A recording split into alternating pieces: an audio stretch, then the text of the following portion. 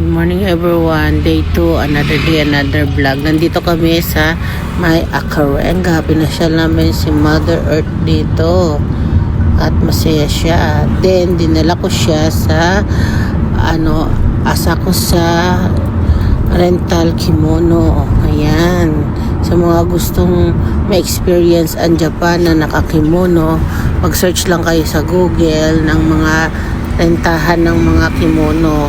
Medyo pricey din siya.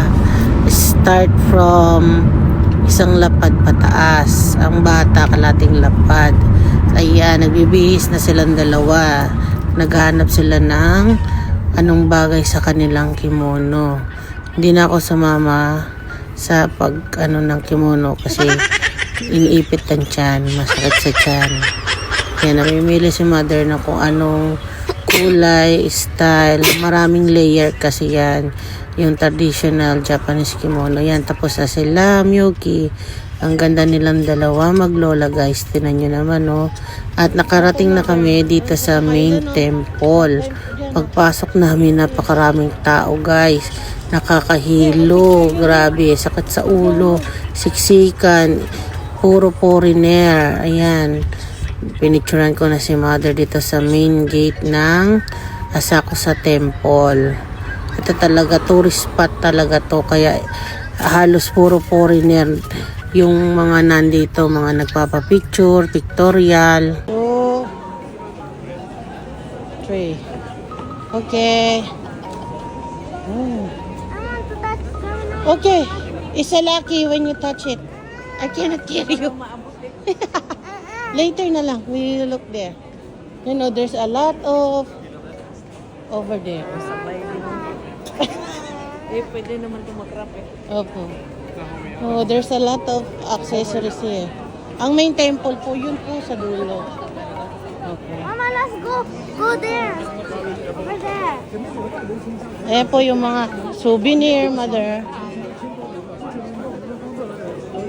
Bilihan niyo po si Grandma, ay si Daddy Ann. Dito sa Asako sa isang diretso lang siya, puro siya souvenir. Yung mga naghahanap ng mga souvenir na pang Japan, mga chopstick na pwede kang magpa-engrave ng pangalan, mga pang decor, mga doll, Japanese doll, tapos yung mga, basta yung mga pang Japanese talaga, mga lampa, maypay, chinelas na pang Japanese, kimono, yan, na Japanese style siya lahat. Lahat dito mo mabibili sa Asako sa guys na temple. Yung isang diretso niyan, puro tindahan ng souvenir.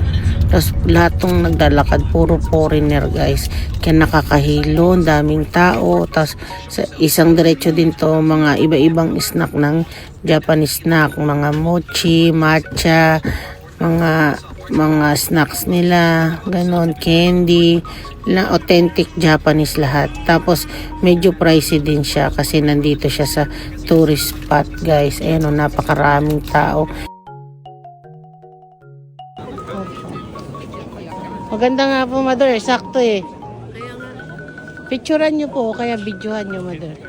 Pakita nyo kay Daddy Andrew. Nasaktuhan ni Mother, meron ng cherry blossom at pinicturan ko siya dyan sa may cherry tree. Nagpictorial siya guys. Ito na yung dulo ng temple sa Asako sa. Hindi na kami pumasok dun sa main altar kasi napagod na si Mother at si Miyuki. Masakit daw yung paa ni Miyuki doon sa kahoy na chinelas. Tapos ito naman si Mother, nahilo na sa mga tao. Pinictorial ko na lang siya muna. Ayan, picture kay Mother, para marami pa kayo mapuntahan. Nakakita ko ng Dango Shop. Bumili ako dito pati ng strawberry popcorn para sa dalawang bata. Bumili din ako ng strawberry stick na inano sa sugar. Favorite yan ni Ali. Medyo pricey lang din siya. 600 ang isang stick. 3 pirasong strawberry lang. Bumili ako ng dalawa para kay Ali kasi favorite niya yan. Tapos dumaan sila sa gacha-gacha store. At ito naman si Ali, super kulit. Sarap na sarap siya dun sa strawberry na stick na inano sa sugar. Pangtuwa siya. Ang ganda ng outfit ni Mother. ang bata niya tignan. Tapos pumunta na kami sa Ueno dahil para marami kami mapasyalan. Dito sa Ueno, duman muna kami sa Tsutsumi shop dahil magtitingin-tingin si mother ng kanyang alahas. Tapos papalit din kami at pumunta na kami sa mall. Ang dami na namin napuntahan na shop na bilihan ng alahas dito. Isang hilera lang dito sa Ueno. Dito sa mall na to, dumaan kami sa Roy's House, yung sikat na nakikita ko sa TikTok.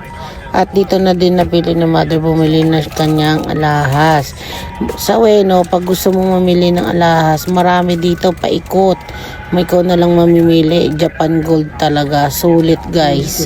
Ang mura lang din. Ayan namili na si mother. Nakapili na siya kung anong gusto niya. Patas ito, pumunta kami sa outlet.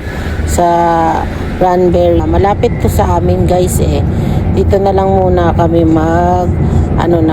magtambay at para mag-dinner dahil napagod na din sila, ang mga bata at si mother. Malapit lang dito yan sa amin guys.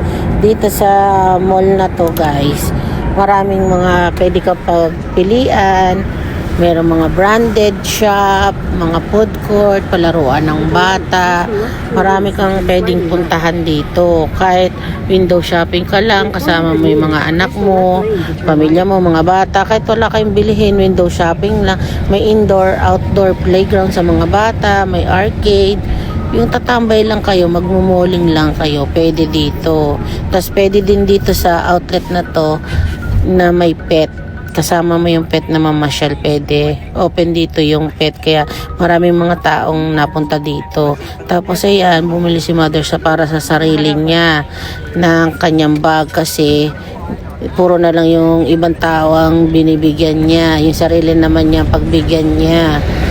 At eto, papunta na kami, magdi-dinner na kami guys kasi nagutom na mga bata at si mother. Pupunta kami dyan sa food court dahil pagod na din kami guys ang buong araw namin. Kaya hanggang dito na lang for today's video. Thank you for watching. Bye guys.